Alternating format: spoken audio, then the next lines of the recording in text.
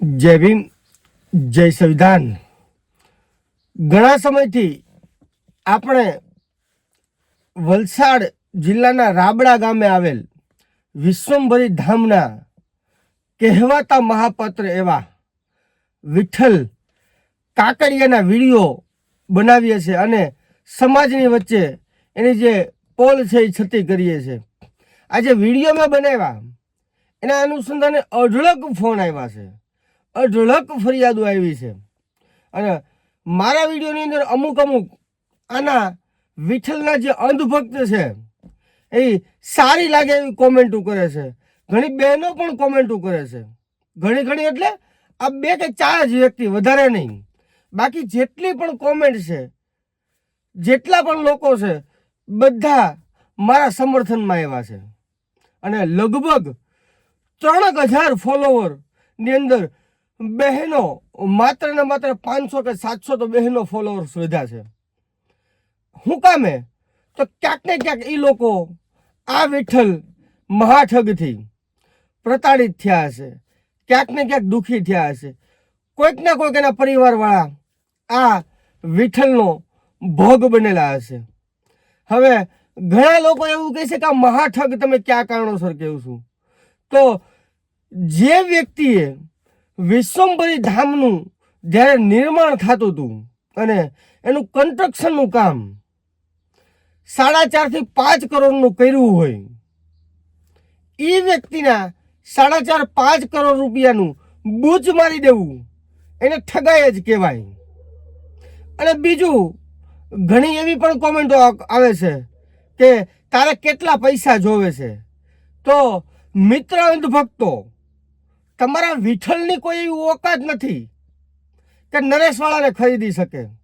હું જે કંઈ કરું છું એ સમાજની અંદર જાગૃતિ લાવવા, કાયદો અને વ્યવસ્થા લોકો સુધી પહોંચાડવા, બંધારણને સાચા અર્થમાં લોકો માને અને લોકોને હક અધિકાર મળે, લોકોની સાથે અન્યાય થતો અટકે, કોઈ પણ લોકો સાથે અન્યાય થયો હોય તો એને ન્યાય અપાવો, આ મારી નૈતિક ફરજ છે। અને મૂળ ઘણા લોકો એવું કહે છે, ઘણા જ્ઞાતિવાદી કીડાઓ એવું કહે છે કે જય ભીમ નો બોલ, જય માતાજી બોલ। તો મિત્ર જ્ઞાતિવાદી કીડા જે શુદ્ધિકરણની વધારે નથી બોલવું, કેમ કે હવે બહેનો વિડીયો બહુ ઝાઝો જોયો છે, તો મિસ્ટર જ્ઞાતિવાદી મને જે જય માતાજી કે XYZ ધર્મને માનવાનો જે અધિકાર આપ્યો છે ને, એ ભારતીય બંધારણ લિખિત ડૉક્ટર બાબા સાહેબ આંબેડકરે અપાયો છે। અને એટલે પ્રથમ હું જય ભીમનો નારો નાખી અને કોઈ પણ વિડીયો બનાવું છું। એટલે મને કોઈ આવી સલાહ દેવાની તારે જરૂર નથી।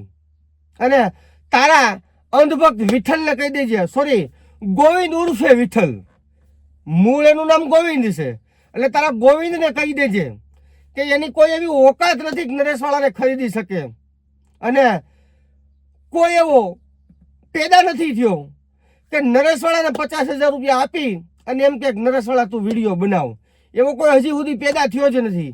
હું જે કંઈ કરું છું એ સમાજ જાગૃતિ માટે કરું છું, સમાજને શ્રદ્ધાના નામે જે બાવા, જે દુતારા, જે વિઠ્ઠલ જેવા મહાઠગ લૂંટે છે એની ઝાળમાંથી બચાવવાનું કામ કરું છું। હું કોઈ પણ જાતિ કે જ્ઞાતિ કે ધર્મ ને માનતો નથી, હું માત્ર માનવતાના ધર્મને માનું છું। જે કોઈ વ્યક્તિ શ્રદ્ધાના નામે લૂંટાય છે, એની શ્રદ્ધાને અંધશ્રદ્ધાના નામે શ્રદ્ધાથી લૂંટવામાં આવે છે, એને માત્ર ને માત્ર બચાવવા માંગુ છું। બાકી મારો ધ્યેય કોઈ પણ વ્યક્તિને ઉતારી પાડવાનો નથી, કોઈ પણ સમાજને ટાર્ગેટ કરવાનો નથી। આ વિઠ્ઠલ કોઈ સમાજ નથી, એક વ્યક્તિ છે અને સમાજની અંદર એ દૂષણ કહેવાય। જે વ્યક્તિ સમાજને નોચી ખાતો હોય ને માત્ર પટેલ સમાજને જ નોચી ખાય છે, એટલે આ પટેલ સમાજની અંદર મોટું દૂષણ છે।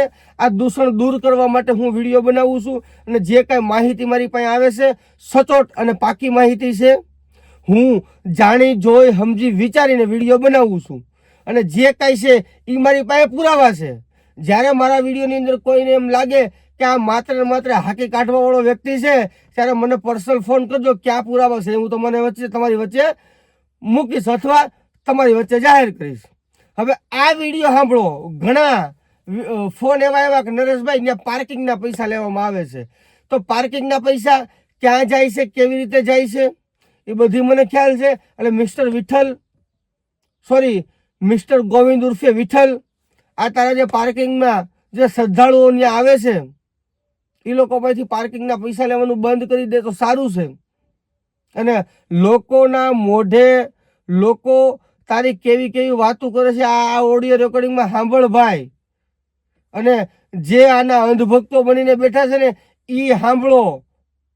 જો હકીકતમાં તમારો મહાપાત્ર દિવ્ય શક્તિ એની પાસે હોય તો આ લોકો જે બેફામ બોલે છે એને કેમ નોચી નથી ખાતો, કેમ એને આંધળા નથી કરી દેતો, કેમ એની જીભ નથી કાપી નાખતો.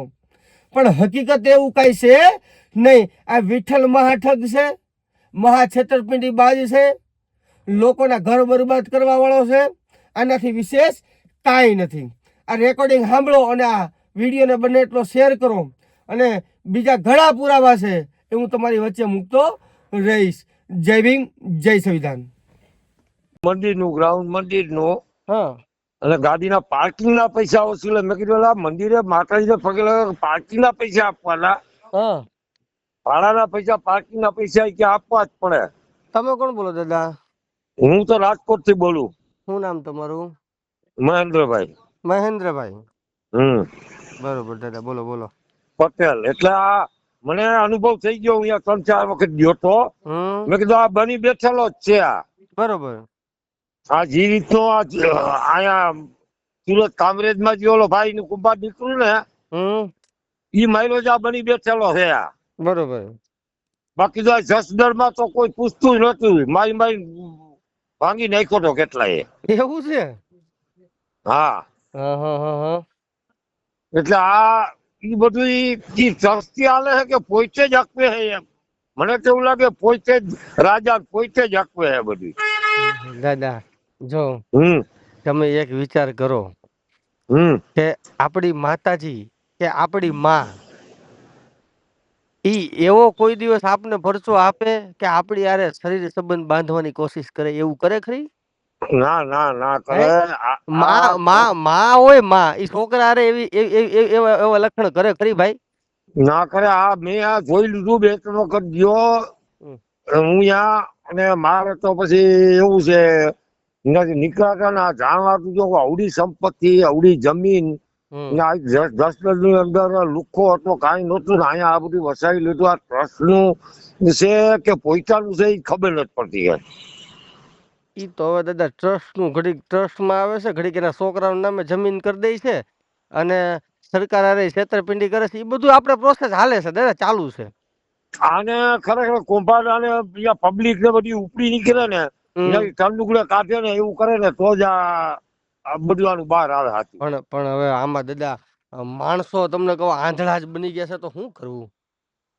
અરે રાજા સામાન્ય રાજા જામનગર નો જામશેદ જીવે ને એનાથી વૈભવ જીવન જીવે.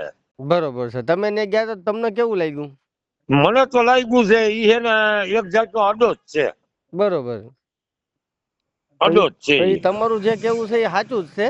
અને હું ધીમે ધીમે છે ને એના વિડીયો બનાવતો રહે, જેમ જેમ મારી પાસે પુરાવા આવતા રહે ને બનાવો ને 700 વખત મેળવો બધા થાવ ને તૈયાર કરો. યાની પબ્લિક ને બધાને આ ઉલ્લુ જ બનાવે. પાર્કિંગ માં ગાડી રાખવી તો ગાડીનું પાર્કિંગ નું ભાડું આપવાનું. બોલો. બરોબર છે. અને મને તો ઈ એવાય વાવડ છે કે પાર્કિંગ ના પૈસા ઈ એમ કેતો કે હું ટ્રસ્ટ માં નાખું છું. બરોબર. મારો તંબુરો નાખે ઈ ટ્રસ્ટ માં પૈસા નહોતો નાખતો અને ઈ પોતે ખાઈ જતો તો. મારી પાસે એવા સમાચાર છે.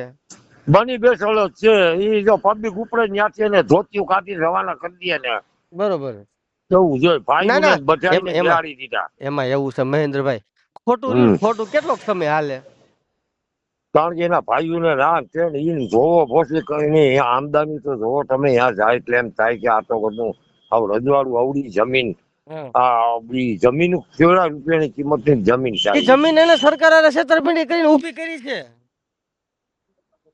આપણે ગૌચરની જમીન હોય તો કોબાડ ઉપાડી લઈને બાપને ઈ ખાલી કરવી પડે કાયદેસર ને. ઈ જમીન જે રહી ને એ હમ. કાયદેસર જમીન છે જ નહીં દાદા. ઈ હું થોડાક સમયમાં બહાર લાવી દઈશ બધું.